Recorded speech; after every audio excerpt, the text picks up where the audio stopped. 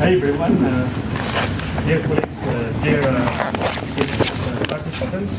It's my great pleasure and honor to introduce our distinguished keynote speaker, Professor Ashok VASEASHTA, globally recognized leader in academic material, nanotechnology and environment innovation. Professor VASEASHTA is the CRO and the Executive Director for research at the International Clean Water Institute in Virginia, USA. Also, Professor VASEASHTA has held influential roles in academia, government, and diplomacy, including serving as a strategic science and technology advisor at the U.S. Department of State. With over 26 books and more than 250 scientific publications, his work addresses some of the most urgent global challenges, combining nanotechnology, energy, environment, science, and security. Today, he will share with us a visionary talk titled Strategic Integration of Electrospinning and Additive Processing for Harvesting Energy in Internet of Things, IoT. Exciting frontier at the intersection of smart materials, energy system, and sustainable technology. Please join me in warmly welcome to Professor VASEASHTA. Thank you. The floor is yours. Thank you so much. Thank you for the kind introduction. I think it's more than what I would like to say, so thank you so much. Thank you, Sophia, Dr. Sophia, for inviting me, and all of you for being here. I think the previous speakers, they have introduced the topic, which I'm going to, in part, talk about, but I will be talking the whole energy spectrum, as you mentioned, and lithium-ion batteries. My presentation is on a very small part of it, which is the energy harvesting for devices like this, which all of us carry in our fridges. So these are the energy harvesting devices I'll talk about, and their importance as to, I think something happened. Just when you press it. Okay. Because of their more and more usage. So I'll talk about these devices. And that's the reason I've written strategic integration of these processes, which I'm sure all of you use in the laboratory, for energy harvesting on Internet of Things devices. So I have whole lots of concepts which I'll introduce, and once we have these IoTs, I'll show you some of the applications which we use for, and there are tremendous amount of application. My affiliations are shown in here. So with that, let's go ahead and get started. We live in a highly connected world, right? And I'll give you an example, a real life example. I started from home on Saturday and had some time free in Paris. So I said, okay, let me go over my presentations. And it turns out I did not have any of my presentations. I forgot all of them at home. Now, I cannot wake up my computer because it was turned off from mains. So I had to call someone. I said, could you turn the power on so I can get my files from my computer? So of course, even if we have all these connected devices, a human is still a very important component.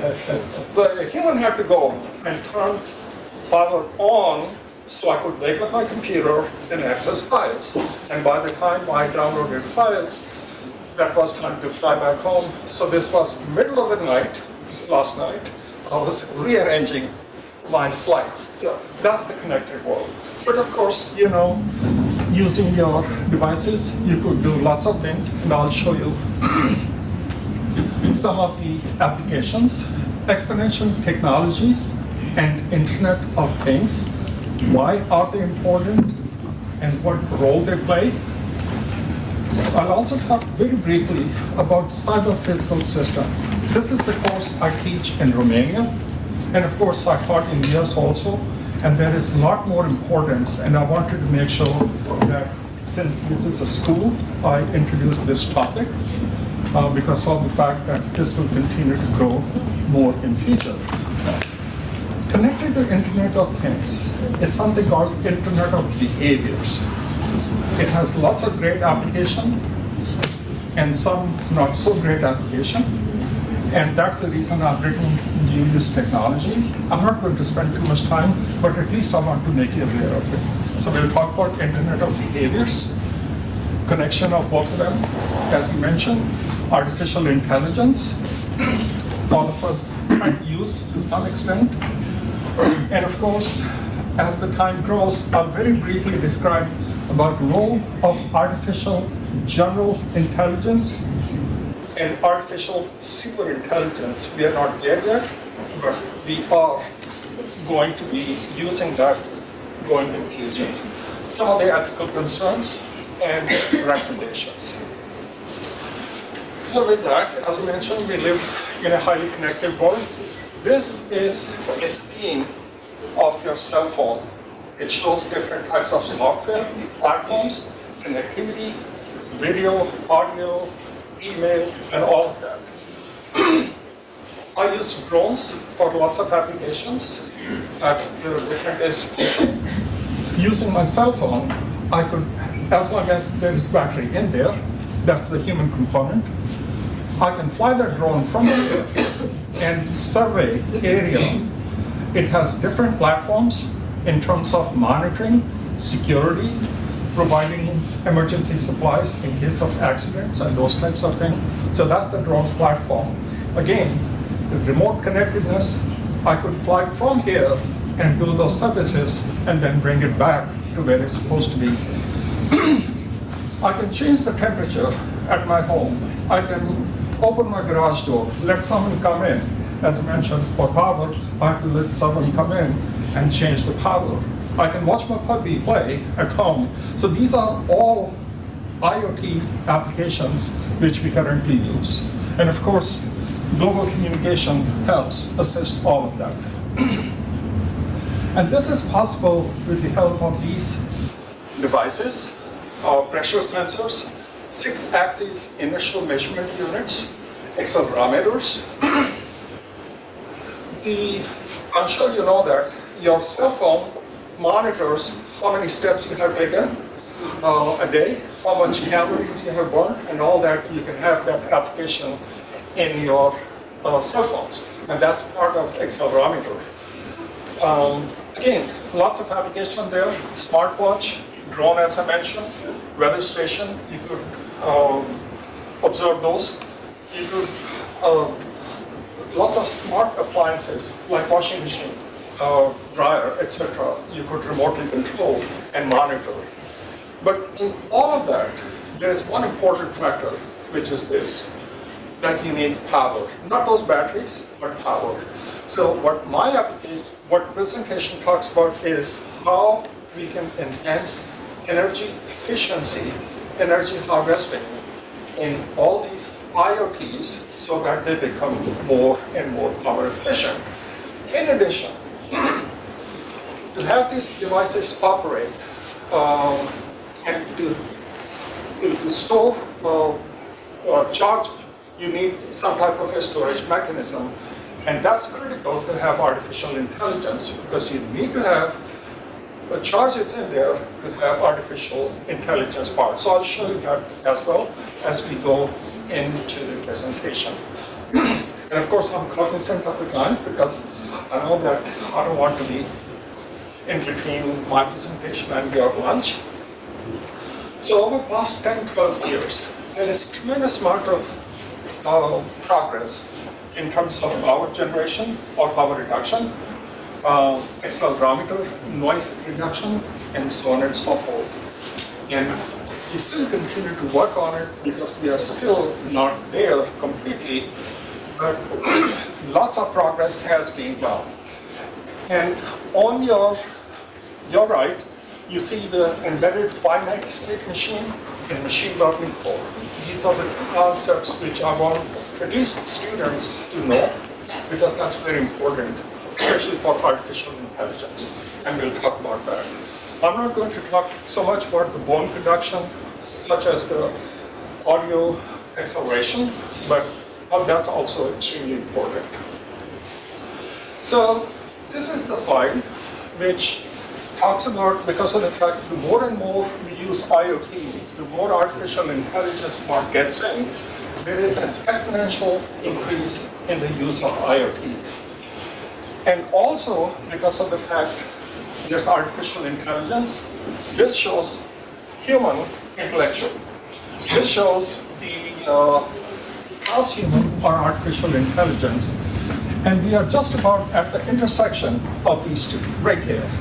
So that means there will be a rapid growth in devices which will have not only AI, but also lots of capabilities, and some of that I will show as we talk about presentation. So this is a conceptual schematic, and we are here right now, right? Going forward, although it says 2100, sorry, 22, I think at 2100, you will have pretty much exponential rise because of artificial intelligence and these types of devices, which we'll be talking about. So especially I'll give you some of the processes by which we make these devices and some of the design consideration. I've been working in the lab for a long time, longer than most of us, at least some of us. So when I made devices, they were all resistive, strain gauge, piezoresistive, capacitive, using all these technologies which are on the left. These were thick and thin film devices using all types of machines, oxidation, photolithography, and so forth. But these are the design characteristics on your right. We need to have devices which are flexible, lightweight, resistive, capacitive, magnetic, biodegradable, tunable, having mechanical integrity, and so forth. And several processes which we use, including electrospinning, electrospraying, 3D printing, and 4D printing. So I'll show you a combination of 3D printing with electrospinning to make some of these devices and also add energy harvesting capability. So this is electrospinning, I'm sure most of you know. My mom used to have this device on your left, which is mechanical spinning. She would take cotton and make threads out of it. Not knowing, 40, 50 years later, I could do that in the laboratory using polymer, and I could spin nanofibers out of it, right? Coincidence. So again, there are several methods I'm sure all of you know. We can make blend, coaxial, emulsion. We can add different types of polymers, different types of additives, and make these for different applications. You name it, and we have those applications, and some of that I'll show you. So these membranes are pretty much flexible. They do not have too much mechanical rigidity. So you can have functionality of electrospinning, integrate that with 3D or 4D printing. You have a scaffold and you have functionality. That means you have not only energy harvesting capability, but also different types of sensors using a combination of these two.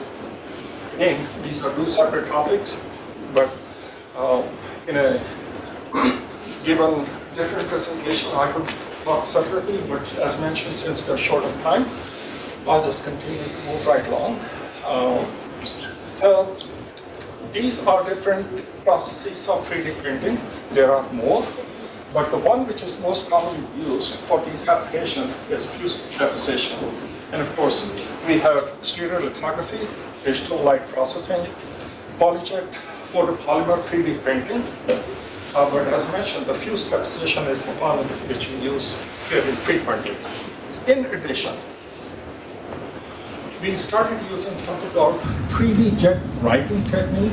It's a combination of a electrospinning, but with the difference that the Taylor's cone, which is formed in electrospinning, I can collapse it using this circular electrode and then form a very narrow pattern. So you could make different types of geometries using 3D jet writing. Again, lots of application of this process. So here is a combination of the 3D printing and electrospinning. You create one scaffold, and then you do electrospinning for functionality, and continue to switch back and forth at different times, different frequencies, and you can make different patterns. And this is something which we do in laboratory for different types of application. If you don't want to use electrospinning, you could do electrospray, or using spin coat, you take that layer, put that, and then continue to rotate, so you will have different configurations.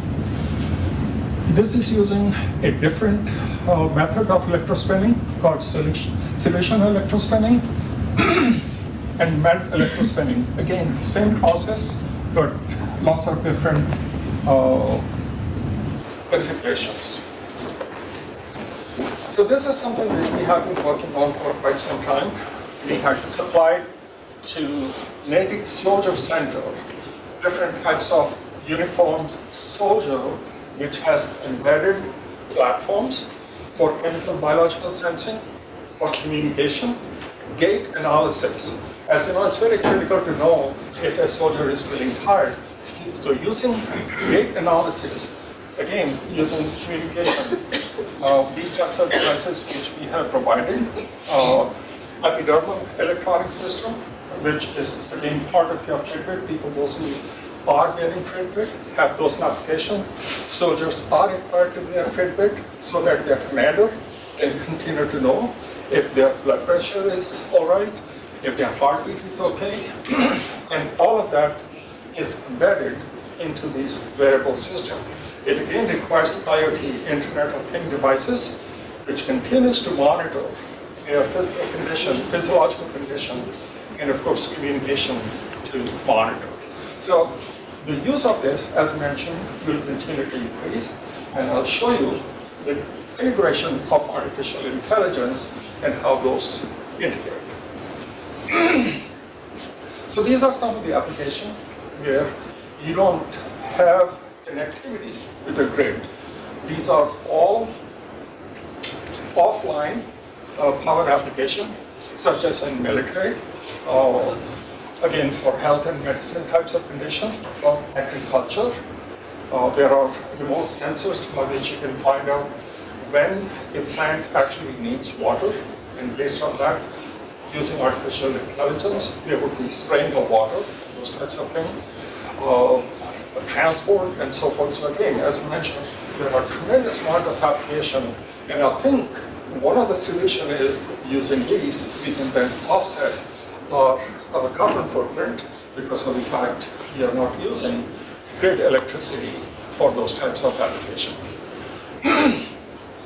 So, well and good, we can make these devices, but how can we make them more power efficient? So, out of all this material, we started using PVDF, polyvinyl fluoride, which has piezoelectric characteristics. That means you apply pressure, it generates electricity. Or you apply electricity, it then produces pressure. So we have PVDF, we started introducing PVDF.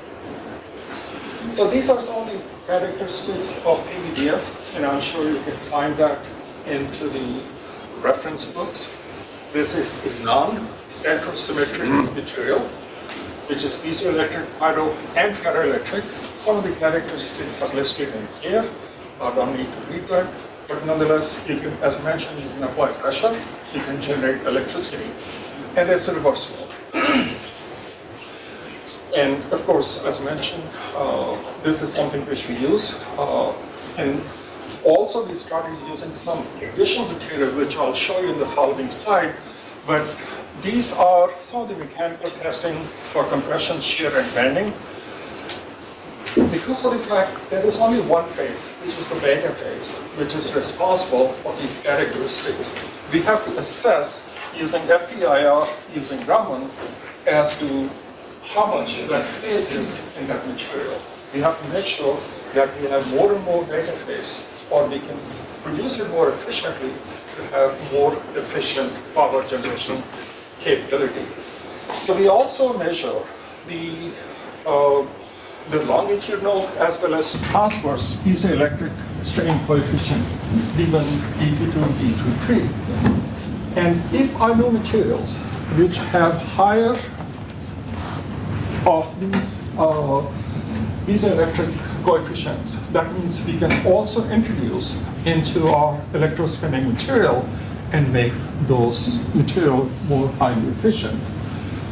So we started looking into all these materials which are listed in there. And we also looked at the piezoelectric constant. This is all in the standard reference books. But the trick is how much you can add into the polymer. If you convert that into a electrospun membrane, for example, how efficient that's going to be. So that requires lots of experimentation. People, those who are familiar with processing, perhaps know something called Taguchi method, which is simply a statistical method by which you could integrate its characteristics with the processing condition. And people, those who do processing, you know that it takes lots of combination. Now we use artificial intelligence to replace the Taguchi method. So we are using AI, and again using this piezoelectric constant, and see how efficiently we can introduce these materials to make highly efficient devices. So after we introduce that, then we look at their so-called figure of merit. And these are some figure of merit shown, such as the pyroelectric coefficient, dielectric constant, voltage responsivity, detectivity, and energy harvesting. So we do this experimentation, look at the figure of merit, go back into the processing, and continue till we have a higher energy harvesting capacity into these layers. So once we have this, now comes the artificial intelligence part, that once we can generate energy more efficiently, there are devices which are called finite state machine. And let me explain what that means. This is a ability to generate interrupt signal which is activated by user-defined patterns. If you have a device, if it's in an on state, it will remain an on state. It does not require power to go from on to off. You only need when you go from on to off, and that's called finite state machine. So that means device is not consuming power. So we add finite state machine capability into device so that it's not consuming power if it's in a certain state. Only when you change the functionality, then you only need power. So that means you save a lot of power in that capacity. The other process is called machine learning code. Machine learning code is, it remembers a certain state, right? Once you remember a certain state, you go in a different state. That means you have now a capability to, it's context detectability, and essentially it's offloading from the main processor. And this is something which is needed for artificial intelligence, remembering the state and also staying in that state when needed. So these are devices which one can buy off the shelf and integrate with the energy harvesting layers which we make. So that actually forms the basis for so-called future intelligent sensors. These are the sensors which, as I mentioned, will become more and more autonomous, adaptable. Sensor will be able to adjust their sensing and operating parameters based on the changing condition. Also, there is a process called edge computing. Edge computing simply means that you're calculating at the device. You're not calculating in cloud. So if you do edge computing, these devices will provide that capability. That means you have more context awareness because you are calculating right at the device and not in the cloud. So that forms a basis for, again, feature intelligent sensors with improved energy efficiency for different environments, spatial awareness, temporal context, user context, and so forth. So, as I mentioned, these are all separate contexts, but in the entire context, you are making devices which are more efficient, more intelligent, and of course, they have more capability. So, let me take 2 or 3 slides to introduce this concept of cyber physical system. As I mentioned, this is the course which I teach. So I'm going to take you to the next slide and then come back to this slide. So here is a overview of cyber physical systems. You have processes. So these are the processes, communication, energy, and so forth. And that's the feedback loop. So as long as you have a process and a feedback loop, and they are all monitored by cyberspace, you can then continue to monitor and control those devices. And of course, there's a scalability. That means you can add more and more component to that. So coming back to the previous slide, cyber physical system is a multidisciplinary engineering discipline.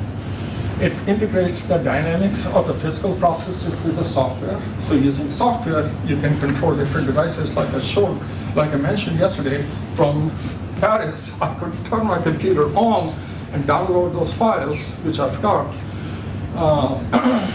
And that's, again, part of cyber physical system. I foresee this course increasing tremendously. So again, professors, if you want to add that course, that would be great. It integrates the network system of systems approach.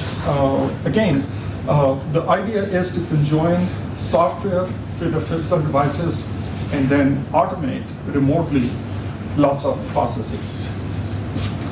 Again, there are tremendous applications in terms of energy systems, transportation systems, and industrial IoTs, healthcare systems, and again, the processes which control are on the left. Not going to go too much into detail, such as programmable logical controllers, smart controllers, industrial IoTs, but the demand of this subject is tremendous and will continue to grow. So, but at the same time, as mentioned, this is part of dual-use technology. When people started making IoTs, the security was never part of it. And that makes it vulnerable. That means external people, they can interfere with the system. And of course, this is, again, part of my security, strategic security aspect, which I do, to mention how these devices can be hacked and how the hacking can be prevented. So, talking about artificial intelligence, which is nothing simply algorithmic computation, just to give a brief overview of artificial intelligence. I'm sure all of you know, artificial intelligence is simply simulation of human intelligence. In addition, there are a few terms, such as machine learning, which is nothing but algorithmic ability to learn without explicit programming. It simply learns as to how a pattern is developing. Deep learning is machine learning based on artificial neural network, which adapts and learns from vast amounts of data. And lastly is NLP, and I'm sure all of you, or most of you, use ChatGPT, which is large language model, which is NLP. And of course, all this depends on data. So what I mentioned before, essentially what we're trying to do is have more power, have capability to have more and more data, and once we do that, that means we can put artificial intelligence into our devices. So as I mentioned, we currently are at ANI, which is artificial narrow intelligence. We use AI just for ChatGPT or some other applications. I'm part of a group called AGI, Artificial General Intelligence. We are not there yet, but we are getting close to that, right? And artificial superintelligence obviously has goals for functions independent of human being, which of course we don't want, because all of that's possible. Misinformation, disinformation. In past election, we had seen that so much data, so much misinformation. Our famous leaders, I'm not going to name any names, using their face and the voices. There were lots of different propaganda or different commercials. Emotions, feeling, rationalizing, tolerance, all of that can be changed. So anyway, as I mentioned, we are not here yet, but the next step is artificial superintelligence. But nonetheless, that's coming. AGI, perhaps I would say, next 5 to 10 years, we should have AGI. So on that screen, Sophia's not here. She's Sophia, not our Sophia. She's a robot. I guess when Sophia comes, I'll show this slide again. She's a robot. She was giving a concert in Panama City. So I had to ask her permission if I can take my picture with her. So it's a robot, and she allowed me to take my picture. And on the background, you see human, while she's actually conducting the concert. So again, that was part of artificial general intelligence. As I mentioned, it's yet theoretical, even though it's being produced and launched. It should be able to perform a range of intelligent functions without human intervention at a human level or surpassing to solve the problem. AI is available for practical use today and for a combination of machine learning, deep learning, and neural network to deliver different types of services and voice recognition. But as mentioned, this is the next step. I'm sure you'll learn more about it. But nonetheless, for defense application, which is roughly about half of my job, we use artificial intelligence for different types of applications. So let me show you some of those applications. These are some of the schematics based on artificial intelligence, such as gene doping, CRISPR technology, human performance enhancement. People, those who, especially soldiers, those who come back from battlefield, are not able to walk. These are given these prosthetic devices so that they can perform normal functions and so forth. But these are some of the applications which are currently in place. This again is one sample. There are a lot more to it. Annual research is based on artificial intelligence, human performance optimization, predictive intelligence you talked about, for training, different types of applications for traumatic brain injury, use of artificial intelligence to learn human behavior as to how they interact with us. If you bring a new person into the organization, you can learn using AI how that person is going to fit into your organization. In surgery, biomarker detection, physiological responses, and so forth. UDA is observe, orient, detect, and analyze. This is a process for optimization. So UDA is used for those. So now I'm going to take you through 2 or 3 slides to finish in time. So this is part of my work at Transylvania University of Brașov in Romania, which is a structural engineering. That's not my background, but nonetheless, I can make devices for them so that they can put in bridges, buildings, and so forth. And using artificial intelligence and those sensors which we made in our laboratory, I can tell them when a building, if a building is performing well. If there is any type of failure, we can inform that ahead of time. We can also put that in bridges and dams. These are 3D printed, electrospun, different types of sensors which we prepared, and they can be put into different types of buildings and dams, and one can monitor them over a period of time in terms of drift, shear, any type of shear computation, degradation, and so forth. We also use artificial intelligence in drones for structural application, as is shown in the right side. Different types of sensors using drone. It could quickly map out all the vulnerabilities in a bridge or dam. Those are done. In addition, corrosion, road wear tear, weather cracking, spill, geological site condition, hydrology, and so forth. Using sensors, using drones, we could monitor all of that.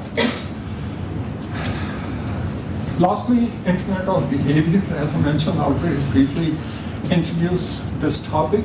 Because of Internet of Things, as I mentioned, our cell phone continues to monitor our different patterns. Once you travel on a toll road, your toll responder actually monitors you, and they keep all the data. So these are all Internet of Behavior things. This is also known as IoT, refers to behavior data analysis gathered from the Internet of Things and sources, and they obviously analyze and monitor all that activity. This is very commonly used for different types of application. Some of that is shown here, such as I mentioned, for toll booth, they monitor your travel habits. This is a device, State Farm, right? This is in my car, and it monitors how fast I'm driving. Once I come back home, it gives me a rating based on 1 to 10. If my speeding was okay, if I'm talking on my cell phone and driving, if my braking, all of that. And then based on that, it gives me a score. And then next month, my insurance bill automatically gets adjusted based on speeding habit of the previous month. I don't want that, but they asked me to put that device. That's IoT, right? Your Fitbit, as I mentioned, it monitors lots of things. These are license plate readers. I'm not sure in Morocco, but in US, trash trucks, police cars, all of those service vehicles, they have that. And they go around and they'll find out where exactly a car is parked, and all of that data goes into a data center, and they monitor all of that. So IoT in vacation tracking, healthcare industry, travel recommendation, e-commerce, logistics, all of that is used. Very interesting data. In Denmark, teachers, they can monitor students' mood based on Internet of Behavior. So as mentioned, this is again part of IoT and will continue to increase. This simply shows a comparison of IoTs and IoTs as we continue to go forward. I forgot, this is only for Sophia. I'm going to. I said when Sophia comes, I'll show this slide. This is Sophia. But she's a robot. Okay. She was giving a concert in Panama City, so I asked her if I can take my photograph with her, and she allowed that. That was all. We are almost done. But as I mentioned, IoTs, it's had lots of great application, but there are lots of challenges. And the most challenge which I see is the privacy. Because doctors would know, even before I go, all the physiological symptoms. Insurance rate adjustment, I don't like that, but nonetheless, that's a challenge. But the good part is the digital training.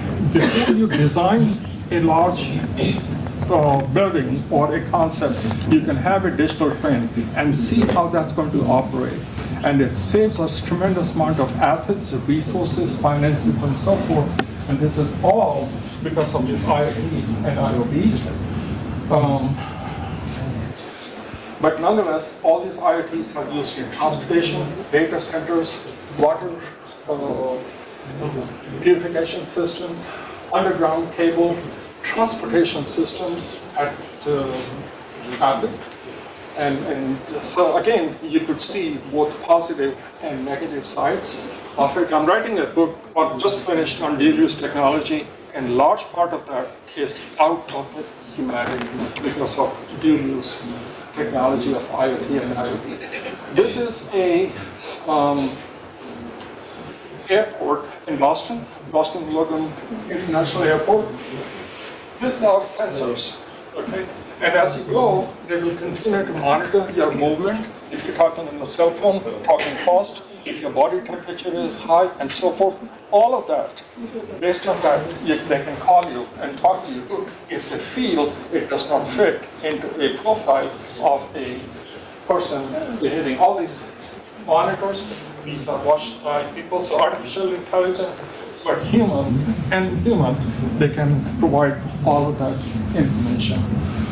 So I think this is almost the last slide, that all what I have described, although very briefly, it provides us ecosystem of innovation and convergence of technology to provide vast amount of data, not only for risk assessment, but also for sensing, detection, and so forth. Although I mentioned only two processes, which is the electroscanning, electrospray, and 3D printing, but other technologies also can give you these types of information.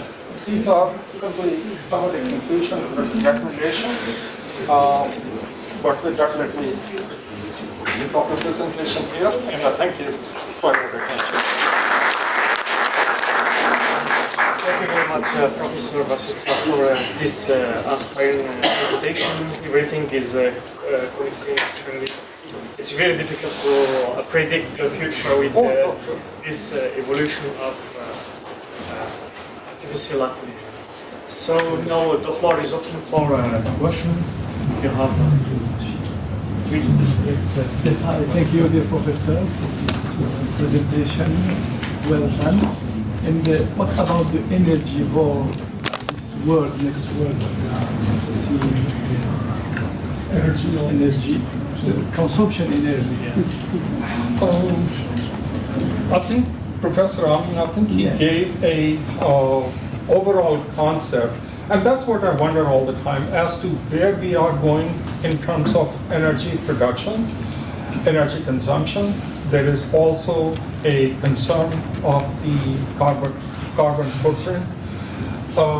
Let me give a comparison and then come back to the question. Although there is no process by which we can make device which will not use energy, that means there will be a carbon footprint irrespective of the process we use. But this one is only for remote controlled devices, which are used for remote control devices, and how we can economize, how we can produce energy efficiency using physics and technology. But going forward, I see that there would be a distributed source of energy for different applications. Again, for heavy electricals to low power generation, there would be more separation as what we have right now. Meaning thereby, let's say for for transportation, etc., aviation, where we use lots of fuel and so forth. So there will be more defined energy sectors for specific application, and I think that way we can optimize. We cannot reduce the carbon footprint. We can optimize the carbon footprint in future. Yes. Thank you so much for this great presentation. So I have two questions. The first one regarding the electrospinning processing. You said that we put a solution of polymers into the needle, and then high voltage is applied to form the nanofibers. let me come closely. Sometimes I'm hard. You said we add a solution of polymers into the needle, and then a higher voltage is applied to form the nanofibers. Can we use another solution, like for example, we can add precursors into the solution next to the polymers? Let me repeat the question. I'm slightly hard of hearing, so that's the reason. She had asked if we, since we have to put the polymer into the needle and then apply a voltage, can we put precursor or different types of solutions? Yes. One of the initiatives, let me respond in a slightly different way, is to replace the fossil fuel-based polymers to biodegradable polymers. So that's one of the things. But to answer your question, yes, we can put polymers. In the end, the result is how much that polymer is embedded into the membrane. As I mentioned, we use different other materials, piezoelectric materials. Not all of that goes into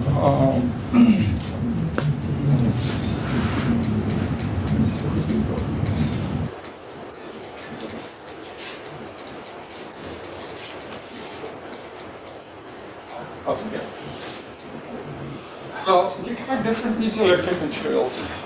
These are all very highly efficient material. The PMN-PT, that's the one which we wanted to do because that has the highest P33. But it does not add into polymer. We can add only maybe 1 or 2%. But after that, it starts rejecting. Even if I can electrospin that, but then once the membrane comes in, then it starts to come out. So this is the process optimization, and that's the reason we're trying to use AI, which previously used to be different processes by which you could optimize. So not only you produce, but you do the characterization and turns out you don't have the right result, and you redo the process, Debussy method. So that's where the most of the time goes into actually preparing. I had one slide which I did not introduce for the interest of time. There's one slide for two years. What we did was only take different polymers, different additives, and make different types of layers and see if it actually serves that purpose. And there were roughly about 20 compounds in there, but the whole process took 2 years to produce that one table.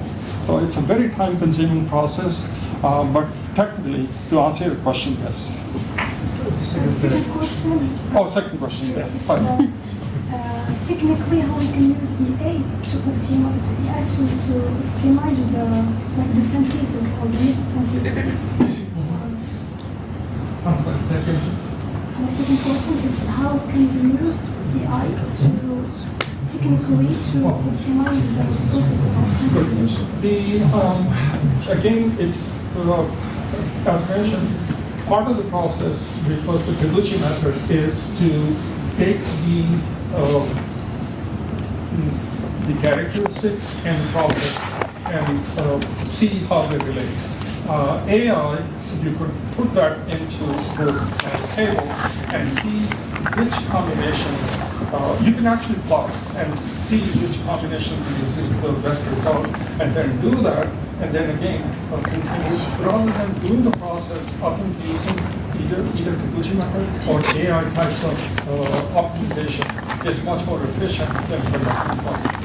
A long time ago, we would actually go back and do the process, but once we realized the Debussy method, which is simply looking at these two characteristics and the process parameters based on that, see which produces the best result. But yeah, that's good. It's all statistical, now it's AI-based, which is again, in principle, a statistical method. One question. You have one more question. so thank you very much for this.